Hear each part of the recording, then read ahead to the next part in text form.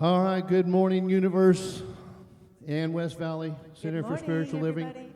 Everybody in attendance here and there.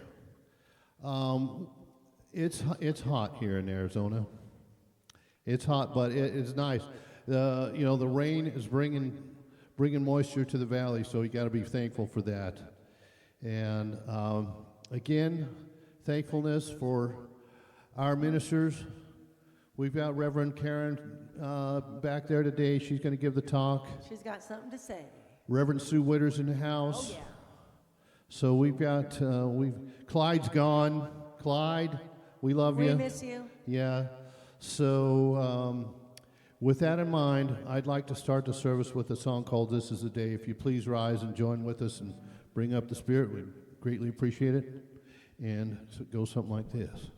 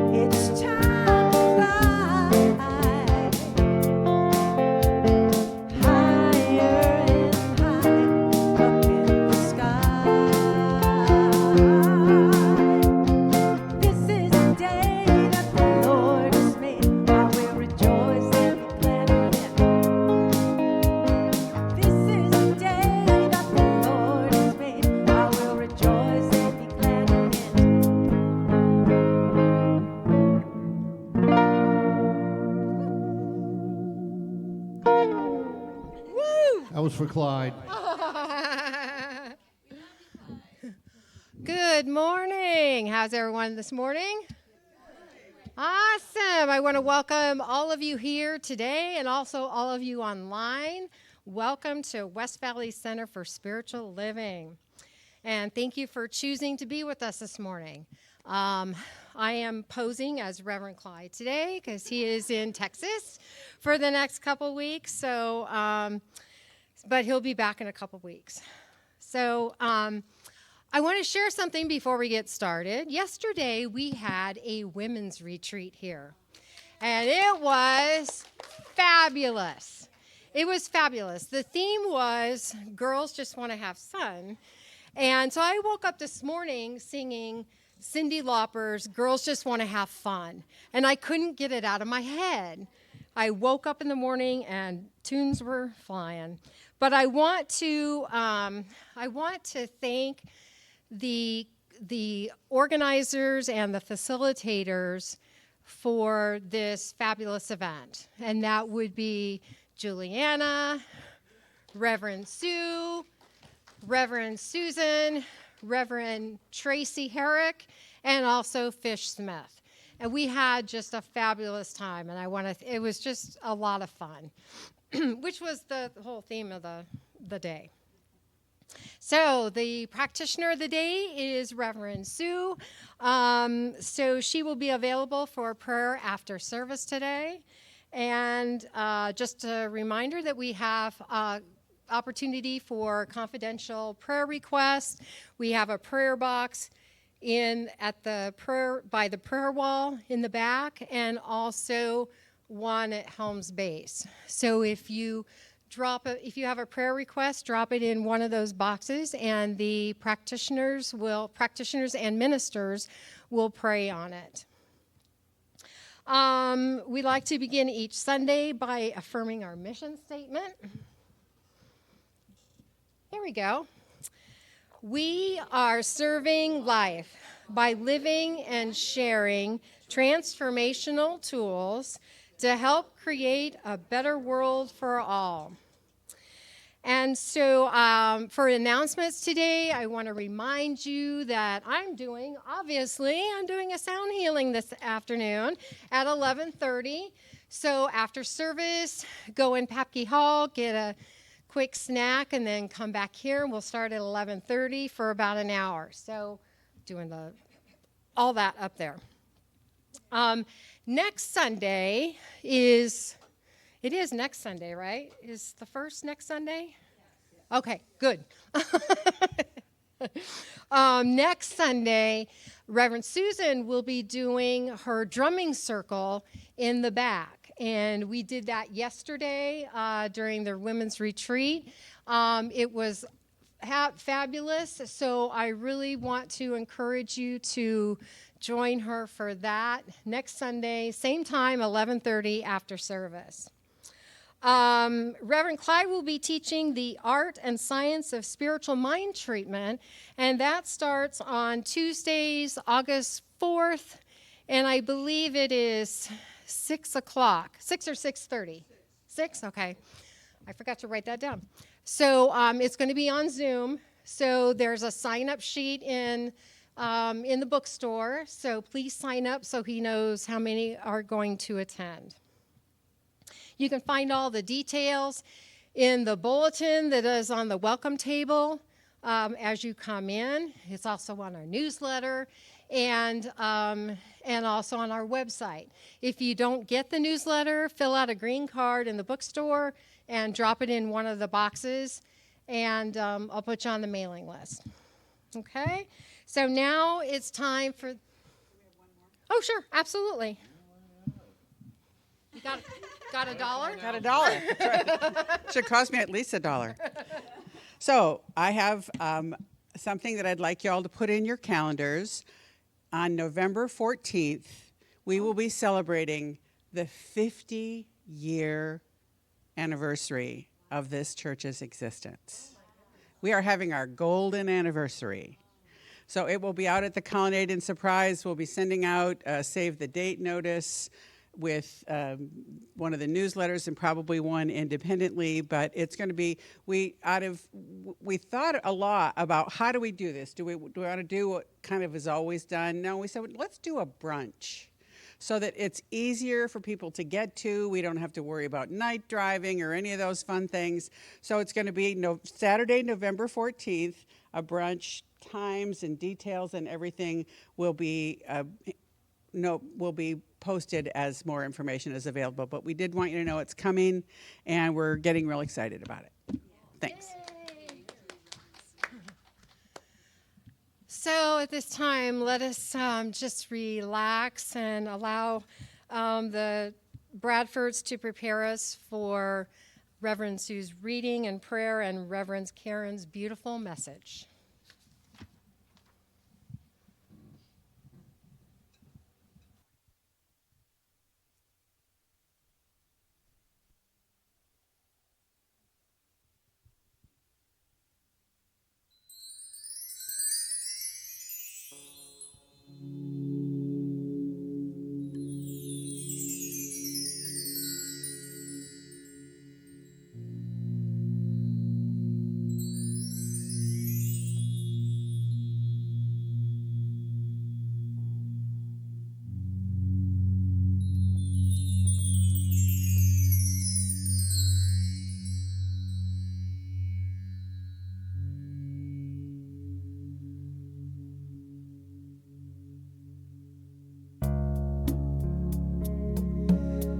So just take a deep breath and relax as we move within.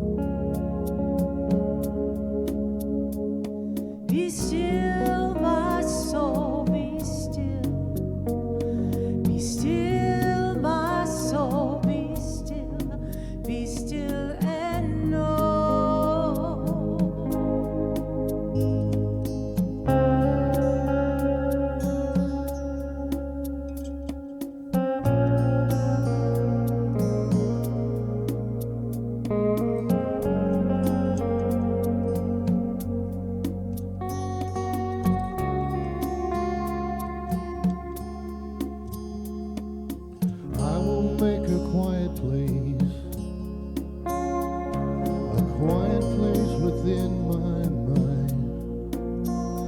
I will wait upon the Lord, wait upon the Lord. Be still, my soul, be still. Be still, my soul, be still. Be still and know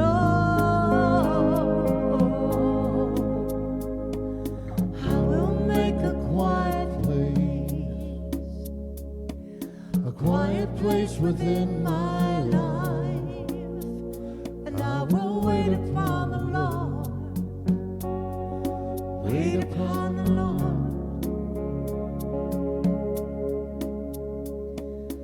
I will make a quiet place.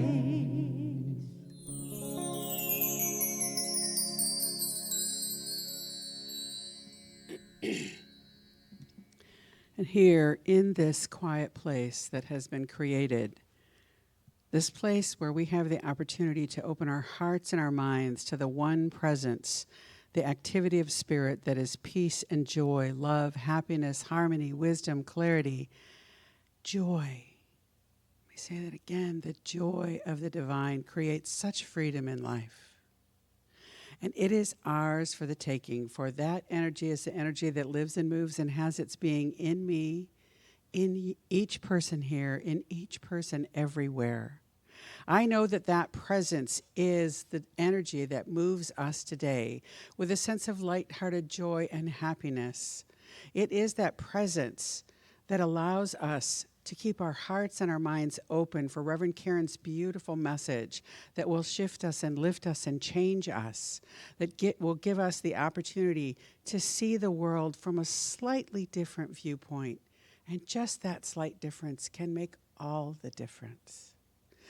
The Bradford's music, as always, opens our hearts and allows our souls to soar.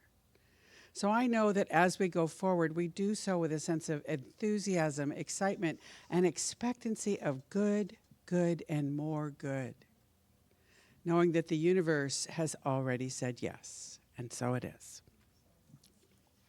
So my reading today is from Eric Butterworth's In the Flow of Life, one of my favorite books. And in it, he says, the great truth taught by mystics of all ages is life is lived from within out. It means that the whole universe is concentrated at the point where you are. More than this, you are the universe expressing as you. You are its living enterprise. It forever stands behind you with its full resources. However, the fullness of this universe support comes through you, not just to you. The most profound knowledge that you can attain is that your whole existence flows forth inexorably from a universal process, which is always from within out. This is not a new concept. It wasn't new with Jesus. In the 5th century BC, Heraclitus, a Greek philosopher, was teaching that all is flux, nothing stays still. And a full century earlier, in ancient China, Lao Tzu was teaching that the human spirit has its source in the divine fountain, which must be permitted to flow freely through us all. He believed that anyone who flows as life flows has the enigma of human existence and needs no other power. He felt that anything is evil that blocks the flow of creative action, and everything that is healthy flows with the universe. Emerson said that this consequence of the flow of life indwells in each person as a presence and is forever bubbling forth through each person as a fountain. He insists that if you do not have your share of it, it is actually rushing to meet you, following you like a shadow. Life asks only that you flow with it, that you do not resist its inexorable bubbling forth, and that you do not crawl into the dark corners of insufficiency and erect barriers. Thus, the secret of prosperity and success is that it comes through you and not just to you. So feel that energy moving to you and through you to give you that wisdom and clarity. And so it is.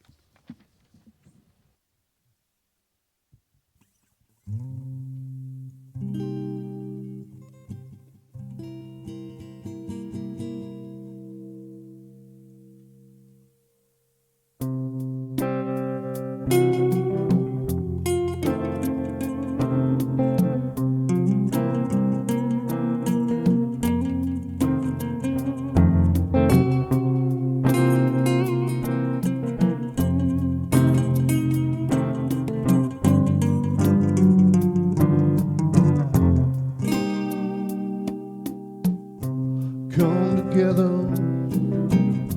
heart and soul, as we love together, young and old. We will sing together, together in one song. Come together.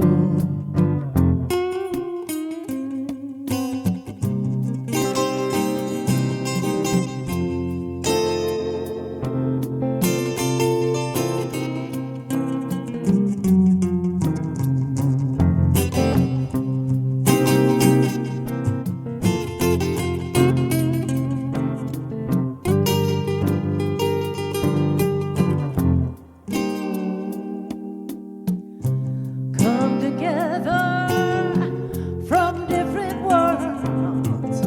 We are drawn together in our own ways. We can pray together.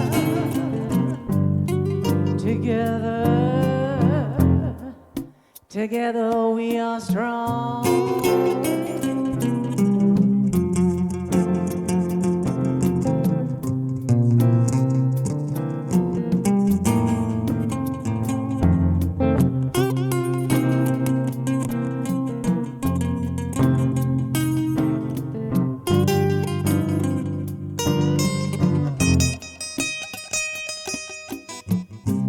Come together, dreams in hand, we will join to build a place. We can grow together, be together.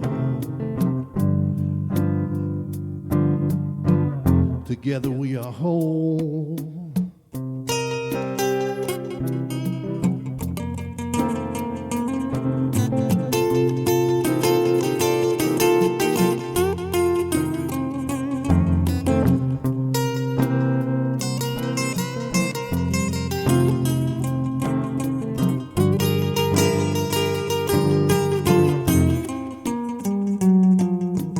I see God in you, and you see God in me. One path, one vision, one family. Come together, dreams in hand. We As would we join join together. to build a place we can grow together. Together we are whole.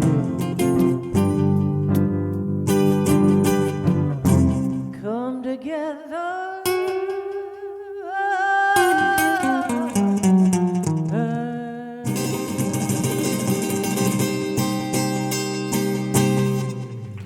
Thank you. Oh my goodness, I love that so much. Oh my goodness, thank you, thank you, thank you. That was almost an accident and became the highlight of my day. Remind me to tell you later why that turns There out. are no accidents. There are no accidents. There are no accidents. That was fabulous. Thank you. I definitely am revved up now. I'm ready to go now. Thanks so much for all of that. Oh my goodness, good morning.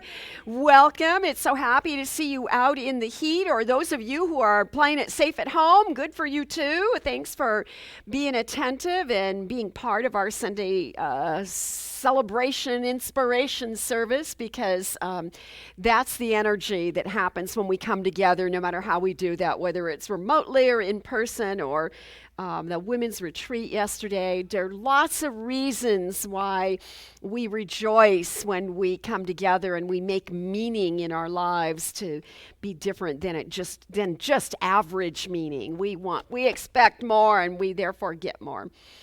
I am talking today about the secret of heaven and earth, and I've been frisky all morning, and so the thing I wanted to say, even when I picked this as a talk title like a year ago, I knew that the first thing I wanted to say after I told you the title of the message is The Secret of Heaven and Earth, is that I want to go, the secret is there's no secret.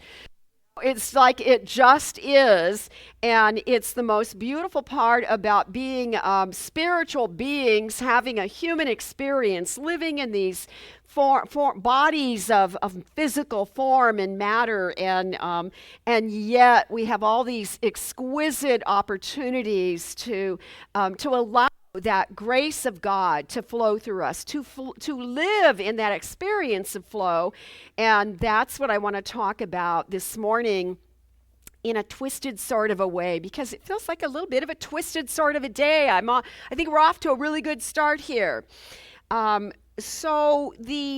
you look at the history of humanity, becoming conscious of some kind of a power that's greater than we are, something that seems to sort of run the universe and keep the stars where they belong and the earth where it belongs and all of that stuff. Long before we had scientific understanding of all that, what we see is that every faith tradition had their own story of how it all began and what happens later. The story of heaven and earth and the ways in which it has evolved through the thousands of years of the history of humankind.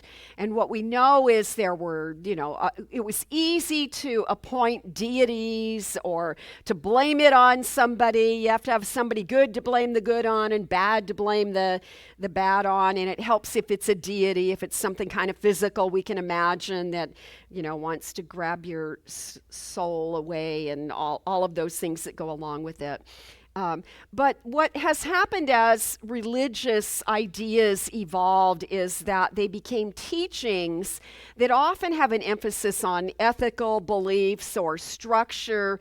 And primarily, I think the biggest gift of spirituality is that it offers us ways to sort of satisfy an intuitive urge within us. So some people would say worship.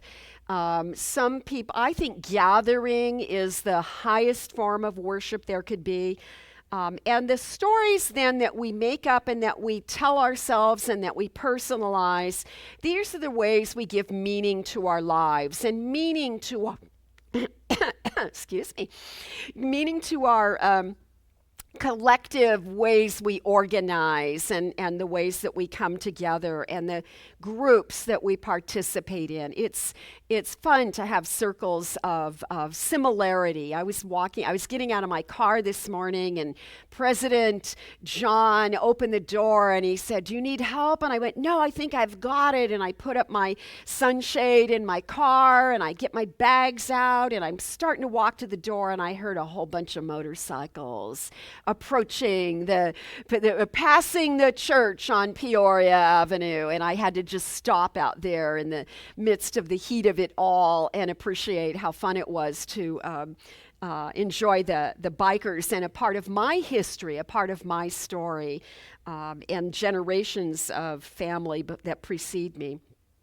So the only secret is that we're still thinking there's something to figure out. Meanwhile, we all keep living this life and making up stories and giving it meaning and telling our own stories of creation. Have you ever paid attention to your own story of creation? You know, some people have horror stories they like to tell, and other people have the opposite. There's an old spiritual story about a couple of twins that had the same two parents. They were twins, and they grew up, and one of the twins always talked about how horrible his childhood was, and the other twin always talked about how wonderful his childhood was because they perceived it in those ways. So we're choosing whether we live in heaven or live in hell based upon the kinds of stories we like to repeat. So if you happen to be like me, guilty of a little high drama that gives you a little passion in your life and helps you feel alive sometimes, be careful that your passion shows up in positive ways, because your life can easily be a curse or a blessing depending on how you speak about it. So I brought in this theme of that I took the title of my message came from the Tao, and so I think it's really appropriate that I said to you, Sue, I'm going to be speaking on the flow and all of that. And she found this great, her favorite book, by the way. Isn't that your favorite book? I would say that's her favorite book is Eric Butterworth's The Flow of Life, or Living in the Flow, I think is. In the Flow of Life. And so her talk tied in beautifully with what I'm about to say, because I'm starting out with a quote from the Tao. So from the Tao Te Ching, possibly it's a legend that there was a person called Lao Tzu that began the process of recording these aphorisms and sayings. But the Tao is ancient and rich with history and simplified views of life because it speaks so often of the flow. Here's the quote where I took the talk title this morning. As rivers have their source in some far-off fountain, so the human spirit has its source. To find this fountain is to learn the secret of heaven and earth. To find that fountain, to find that source. So here we see there's a comparison to sitting at a river, the side of a river, and there's some source of that flow that causes that river to move in the direction that it moves and to do all the things that rivers do until it makes its way back to the ocean. And lots of ways that life contributes to that adds to the condensation and the rain and the melting of the ice and all those things that keep the river flowing, but it all comes from a central source. And so in the Tao, they're saying and recognizing that even as humans, we have that central source. Really well stated in your reading, Reverend Sue. And so that's what I love about the Tao. And if you ever studied the I Ching, if you ever dabbled in the mystical side of the I Ching, you've been playing in the Tao. Right? It's true. It's all ancient wisdom when they were trying to divinize or predict the fortune telling of the future, because sometimes the world looks scary. I think it originally started with sticks, and they would have a certain number of sticks and they would throw them out and then pair them off and then they would do fortune telling through it. And so they believed that there was this great wisdom in the way the sticks fall.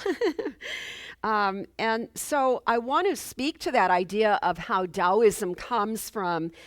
Originally, it was this ancient spiritual philosophy from China, hundreds of years before the life or the times of Christ, and we now know that as spiritual philosophies or faith traditions were forming and developing before they became very religious, they were very earth-based. People began to reason on the life principles by witnessing what they saw in nature. We still encourage the same thing in all of New Thought. It's a big advantage to paying attention to how nature simply knows how to overcome a storm, or how the winds will bend the branches so the branches don't break, and the way the water flows. All of those things have information for us that we can use that wisdom in our own living. And in that way, we see that almost every faith at one time came from this earth-based, no, earth-based spiritual philosophies. And the human understanding of all spiritual ideas is really rooted in those simple beginning truths. What we learn is that humankind forever has intuited that there is some kind of order in the universe. It doesn't always make sense to what we see with our naked eye. There have always been individuals who have intuited there has to be this powerful source for good because good seems to overcome evil. There has to be a way we can learn about these natural forces in the universe and then find ways to align to that same power and refine our own lives. And so we can see that this sort of authority began in the most simplistic ways. The idea, however, of heaven and hell came a whole lot later. What we see is that religions began to see that they had an ability to, and rulers, kings and emperors, they had more authority if they aligned to spiritual powers. And so we see now guilt and shame starts to enter the way people are guided to make good decisions, and ethics becomes a part of spirituality. And along with that, we see that in every early beginnings of every spiritual faith, you will always find these little a fear of these little devilish entities and demons and tricksters, even in the native original spirituality. We find the tricksters, and they just show up in every faith tradition, and thereby we begin to see humankind developing this idea of heaven and hell. In New Thought, under this large umbrella of what we call New Thought, a thread of the Christian ideas that comes from the Founding Fathers and the Transcendentalists, and so early, like 200, maybe 300 years, we could say that modern thinkers have been willing to think outside of the box. And then there became an interest in defining things like heaven and hell. So I looked in a general way, we can define hell as the way that in folklore or in religion, hell is used as a location that bad people go to in the afterlife, where they are subjected to punishment and hellfire and all kinds of other torturous things, or even just the absence of God. But in New Thought, all of the New Thought, the people that started New Thought churches and created study guides, there was a slightly different definition of what heaven and hell, how heaven and hell can be described. And so in New Thought, hell is not a place you go. It is not a threat for you to be a better person, and heaven is not a reward to spare you from some kind of a punishment. We all, of course, will believe whatever we believe. The common thread that what we see is very real and shows up in every faith, whether or not they believe they have a heaven and a hell, is that there are consequences to our actions. So you see in Eastern faiths, there's reincarnation, and you're always working toward nirvana. And see how I struggled there? It's like a foreign concept to me. I know, go ahead, laugh. And then all the other ideas that go that fit with that idea that heaven is a reward. And in the Bible it says you reap what you sow. We talk about, in science, we talk about cause and effect. And so if you jumble that all together, which is where you get teachings like the science of mind or any like Unity that has that good scientific approach to spirituality, what we see is that Hell is a discordant state of being. It is a belief in dualities, which Eric Butterworth speaks about. Eric Butterworth was a unity minister, actually. And we often speak of hell as being that place in consciousness where we have separated ourselves from the divine truth. We're separate. We're feeling separate from God. And by the way, that is a definition that I took right from the Science of Mind glossary. And then right above hell is heaven. I thought it was kind of funny that they're back to back in the glossary. They're alphabetically in order of heaven and then hell. Heaven is a state within. It's a state of happiness. Holmes says that Holmes, the founder of this teaching, describes it as the result of an atmosphere of thought that creates a conviction in us. So what you believe, no matter what you believe, it doesn't matter, but you will then be walking around with a sort of an attitude based on all the beliefs you have jumbled together. Also, a lot of what other people believe that we don't even know is taking space in our own consciousness. And that then determines, whatever you have the most conviction for, determines whether you are in a state of heaven or in a state of hell.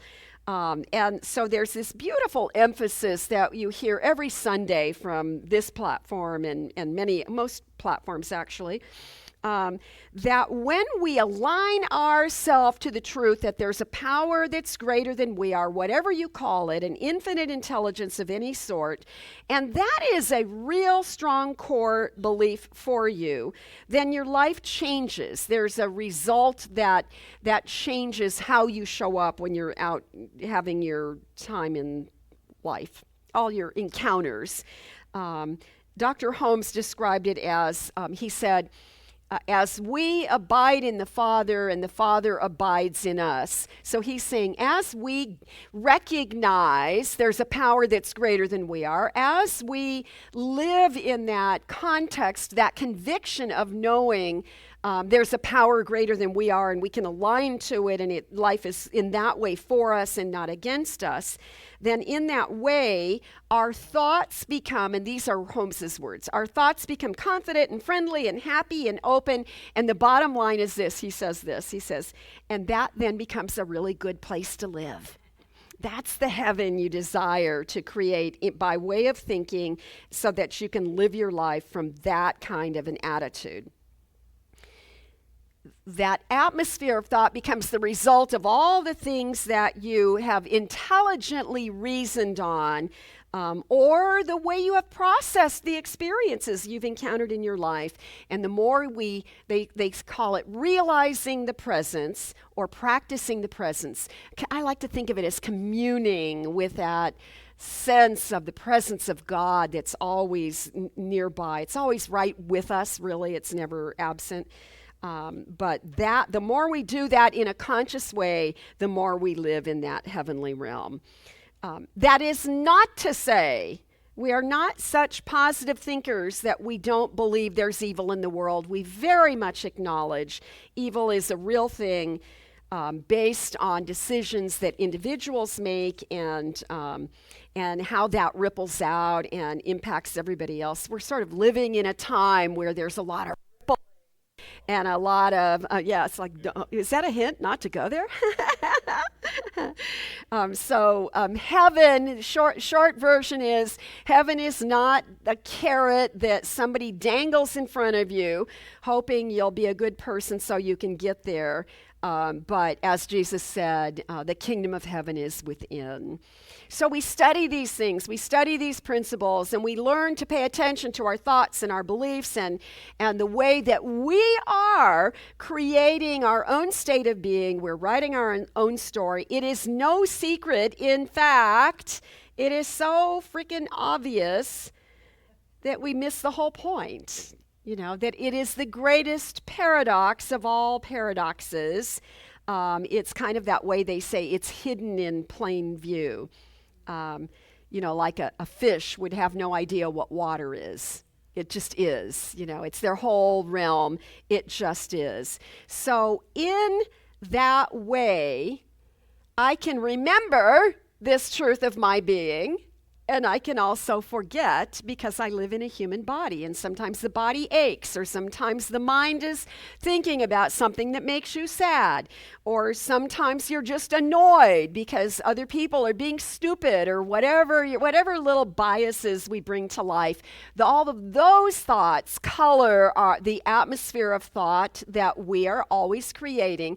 And my job for me, I cannot tell you what to do, but I know my job for me is to try and keep that balance so that I have a little more heaven and a little less hell going on in plain view in my life. Just in the way I can drive my car home, and I can settle in, greet my dog, settle in, get comfortable, maybe change my clothes, get ready to relax. And then the next morning when I get ready to go somewhere, I can't find my car keys. Right? You know your car keys are there, you just don't have a clue where you left them. Somewhere in that house, you know you're going to find your keys. So in that same way, I can misplace my God connection, and I can forget temporarily that right where I am at every moment, I could, open, recognize, see, experience, and just have a different, elevated view of life as compared to whatever else might be going on. So in that opening quote, when I talked about the Tao, and it read that just like the rivers have their source, but we don't know, you can't see the source. Maybe you've never even been interested to see where that river originated from, even though you might live by the side of it. We also have our source. And even if we're never interested in seeking, studying, learning about it, there is something that is sourcing all of life. It is that thing that makes your heart beat and your lungs exercise so that you can breathe and stay alive. And all those things are work because of the grace of God, because of the generous givingness of Spirit itself.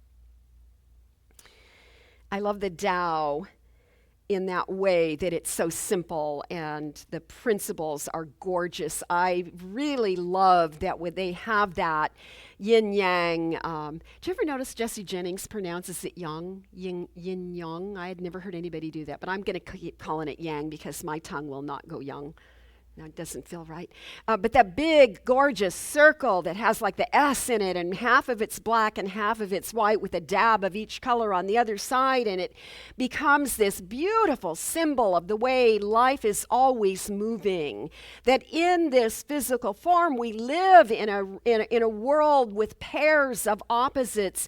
There is day and night. There is good and bad. There is high and low, and our job is just to be aware that it's part of the divine perfection that all of those things are included in that one symbol. And in fact, it is the very thing that keeps the wheel of life turning.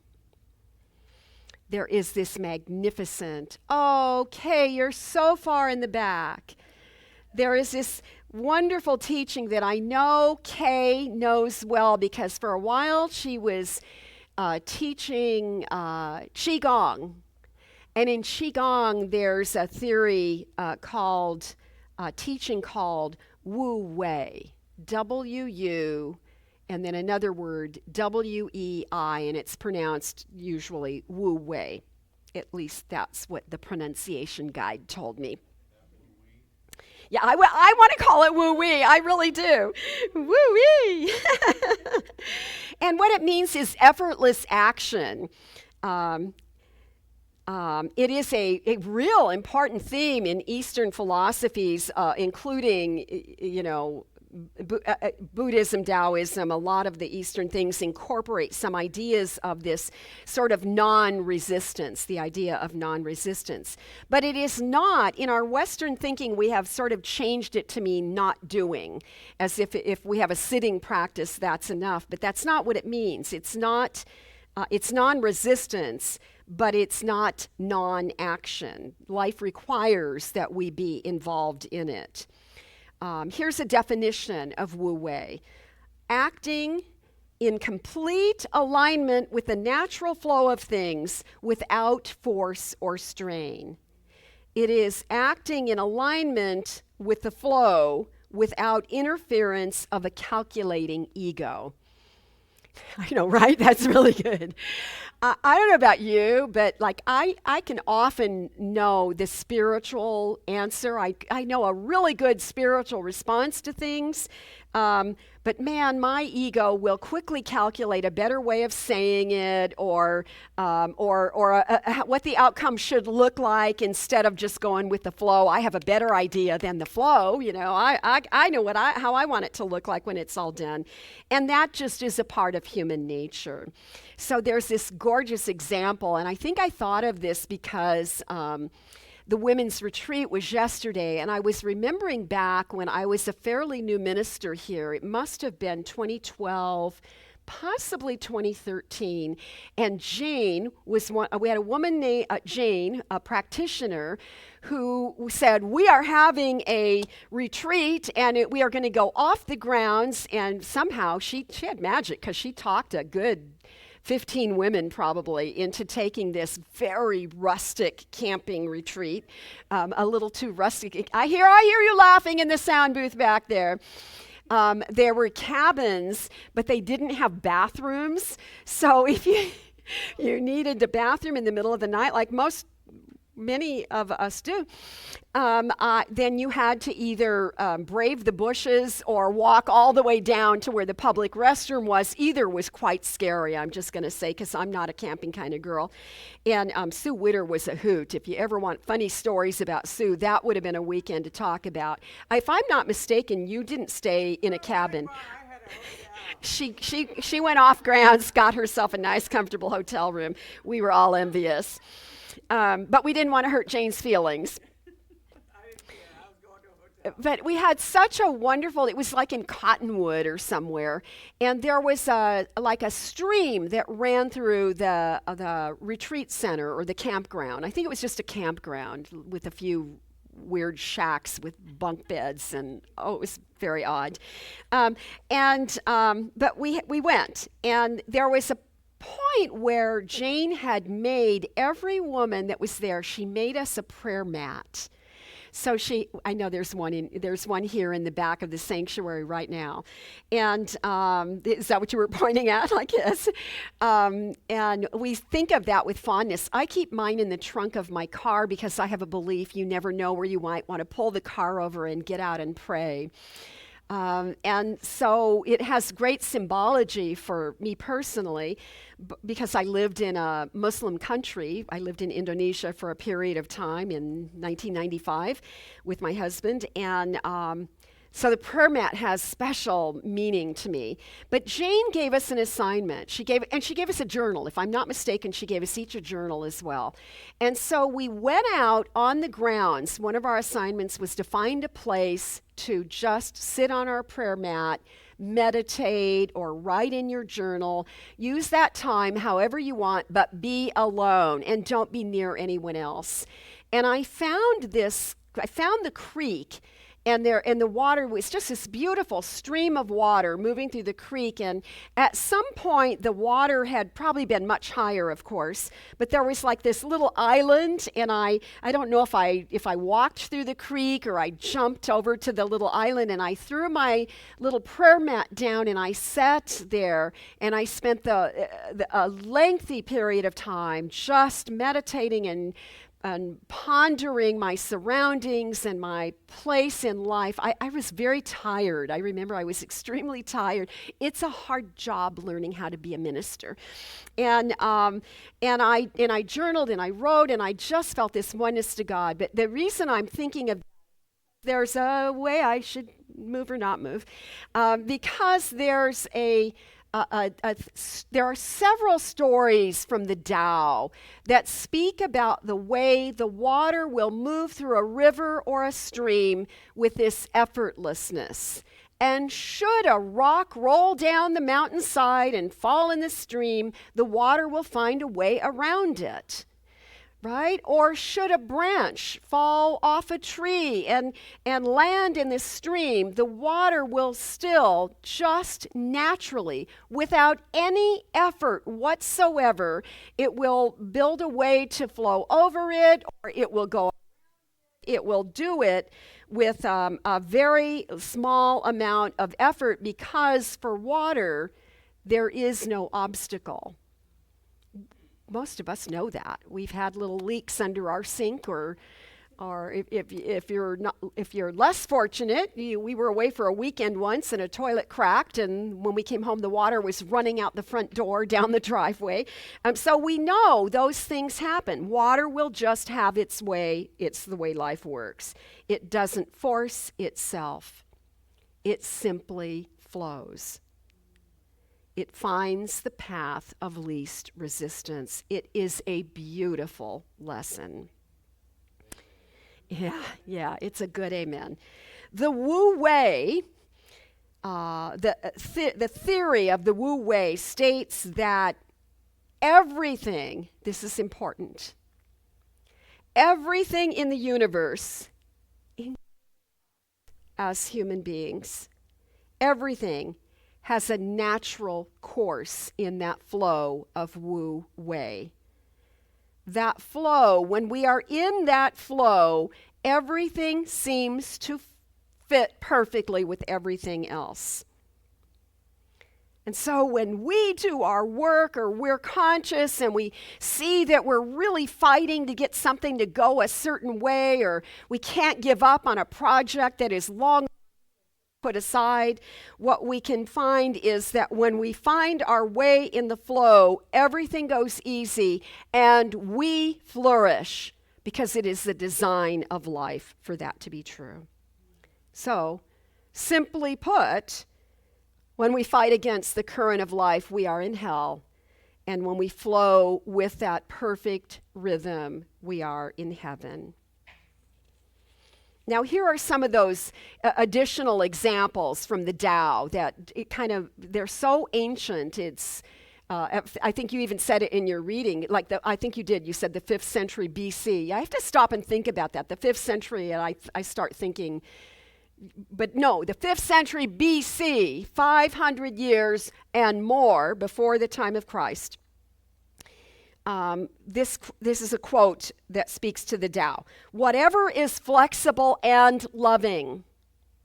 How could they be so wise when we were so young still? Whatever is flexible and loving will tend to grow. And whatever is rigid and blocked will wither and die. We know that. You don't want a blockage in your little body or your great body. We got real problems when things aren't flowing. And so then these 2 examples show up in the Tao. One of them I had to research because I went, no way. So worms will not eat the wood where vital sap flows. Now, I like that quote because I have a wormwood table, and it's fascinating to sit and look at the patterns in the wood. But the worms will not eat the wood if it is alive and there is sap flowing in the wood.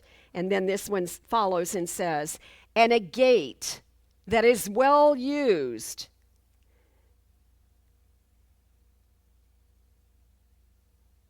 the hinges will never rust.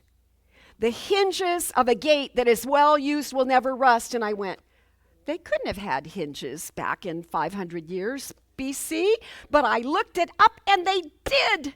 They did. They had already discovered how to work with metals. So first they made them in brass.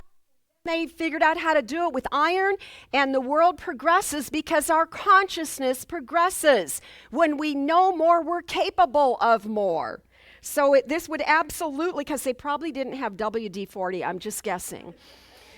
You have to use the hinge a lot to keep it from rusting.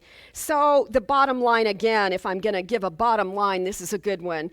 Movement brings health and life, and stagnation brings disease and death. And you can witness that in endless ways. In our Western culture, we don't do harmony very well because we like to do things. We like to achieve, we like to set goals, we like to accomplish stuff. And then that idea of trusting in God or trusting the flow is counterintuitive, sort of like me wanting to wrestle with the mic right now. So it becomes awkward for us as a spiritual practice to just trust some source of good that we can't even see. But then I remember, yeah, but the fish can't see water.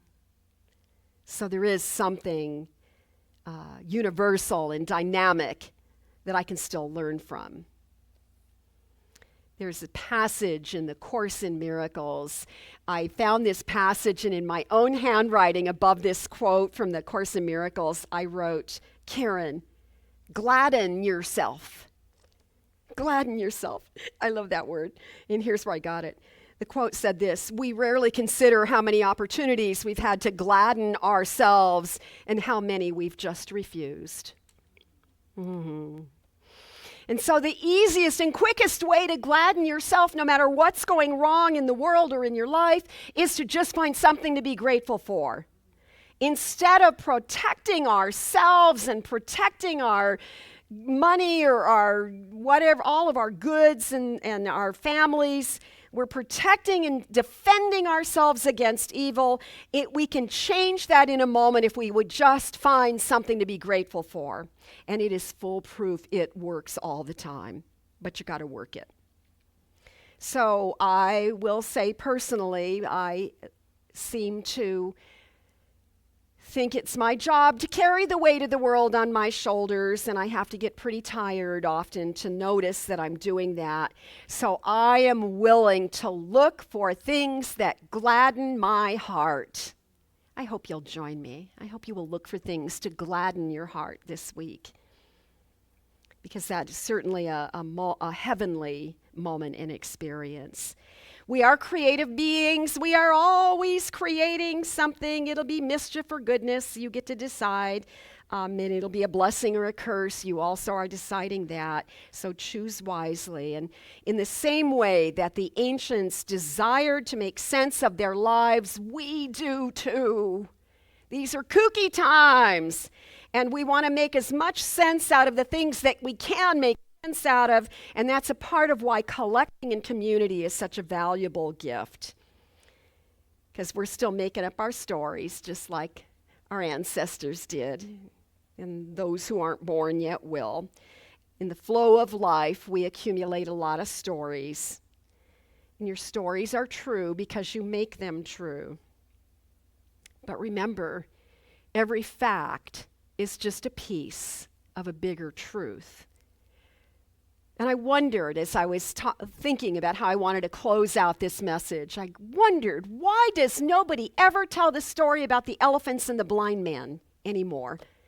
We all grew up on that. Those of us who have been around a long time, or if you've done any kind of self-help working, you know that is a classic old story that 5 or 6 men, blind since birth, are taken to explore and learn what is an elephant. And so it comes out of either the Far East or India. These stories are populated long before the West existed.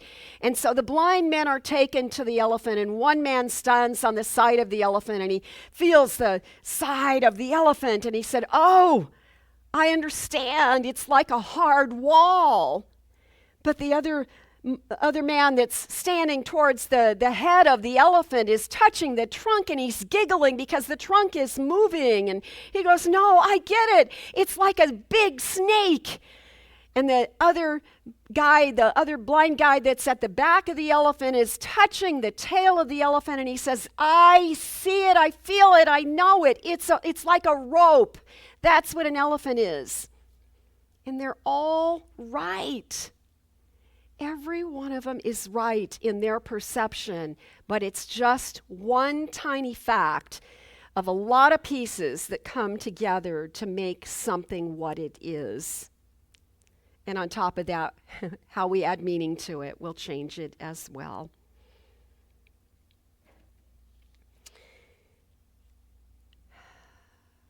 Whatever we do that brings more light, more wisdom to the planet is good.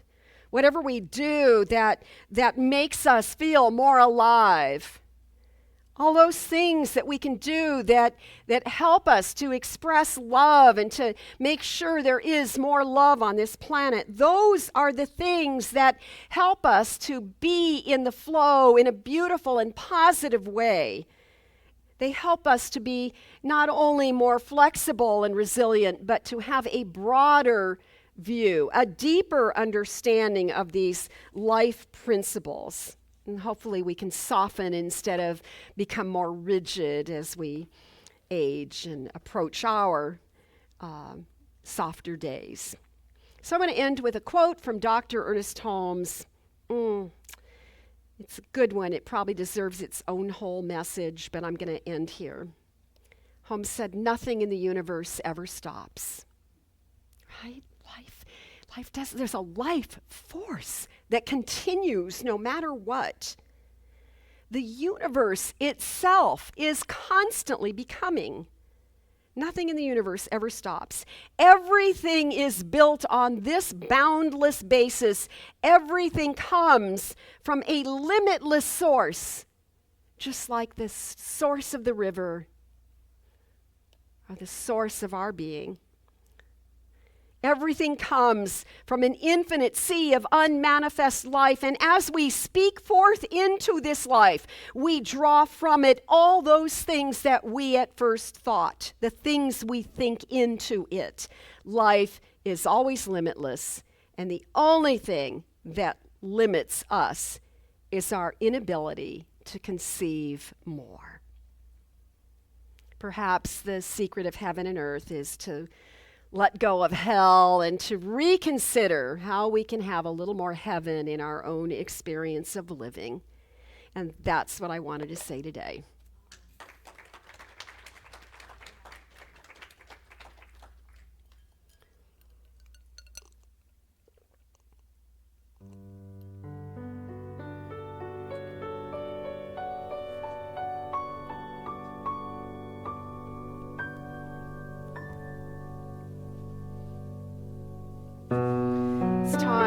To turn within so that we might find the gem of truth that has been insinuated this day in some way, knowing that our divine intuition is the very thing that can spotlight the truth and remind us that there is a greater whole trying to reveal itself in our lives right now, right here, in this sacred space. So we turn within to recognize that is the presence, that God abides, that there is no place where God is missing or limited, and therefore right here, right now, we are opening to the flow of God's sweet grace so that we can be renewed and uplifted. I feel the love of God pulsating in my own being, circulating in this room, stirring in this sacred place where individuals are listening to the words of this prayer. And I feel that love, and I recognize that this is the activity of life itself. So as that movement of life within each one of us responds to the movement of these words, there is a quickening within us. Something within our gladdened hearts responds to these words, knowing that there is an aliveness that is eternal. There is a force for good that sources us. There is perfect health that sustains us in some brilliant way, the intelligence in the cells of our body that know how to heal. Those ways in which that wisdom of the body knows how to recover after surgery, knows how to use the medicines that we're given that feel miraculous as we are healed and whole, and we reveal a stronger sense of perfection in our living. I align myself to the flow of this truth, of this way that God's good is circulating, living in this very alive way, not only in our physical being, but in our homes and in our lives and in our families and in this spiritual community. And so even as members of our community are away for the summer or taking vacation, we can still feel that connection and that wholeness. We can still align ourselves to that perfect, beautiful flow, and we can flourish in those ways in which God would have us flourish. So I'm grateful for this sense of renewal, for this opportunity to be revived on a Sunday morning, to find that life blossoms in the desert, even in the extreme heat, that life demonstrates to us there is an aliveness that is forever, it is eternal. So I say thank you, God. Thank you, life. How grateful I am, how wonderful it is to know we have so much to be grateful for. And in that spirit of deep and powerful gratitude, I simply release the words of this prayer into the law, knowing it is already done. And together we say, and so it is. Amen. Amen. Grateful, grateful, grateful for all the love that I have. I am so grateful, grateful, grateful for all the love that I have. Everywhere I look and every face I see is love reflected, shining back to me. I just give thanks for all these simple things, the joy and peace that gratitude brings. That's why I'm grateful, grateful, grateful for all the love that I have. I am so grateful, grateful, grateful for all the love that I have. Thank you, Bradford. That was awesome. And I also loved your rendition of that song. That was beautiful. Thank you. That was absolutely fabulous. Hello? There we go. I'm just sitting too far away. Okay. So, thank you for that wonderful message. That was awesome. I loved it. And I'm going to read Eric Butterworth again. So it's time to celebrate our abundance. And as you know, we don't pass around the offering plate, but we have drop boxes on the way to Papke Hall, one in the back of the sanctuary, and also one out by home space. We also have other ways that you can contribute. You can donate online. We also accept Zelle. So there are many ways to do that, and you can find information in our announcements, as I mentioned, are at the welcome table. So let's repeat our giving affirmation. We live in a consciousness of good. Divine love blesses and multiplies all that I have, all that I give, and all that I receive. Thank you, God, and so it is. Take it away. Please rise for our last song.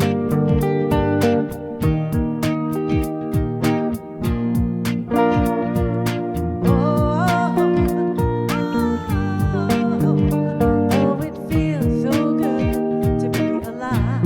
Sing that.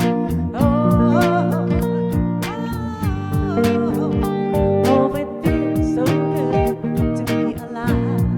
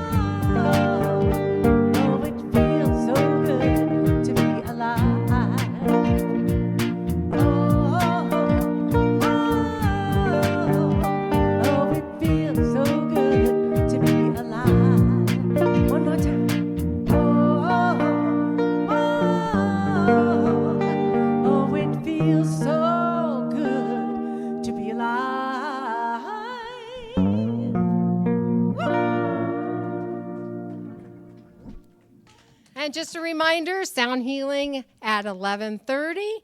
So repeat after me our closing affirmation. As I am in harmony with the universe, With the universe, I am in the natural flow of life.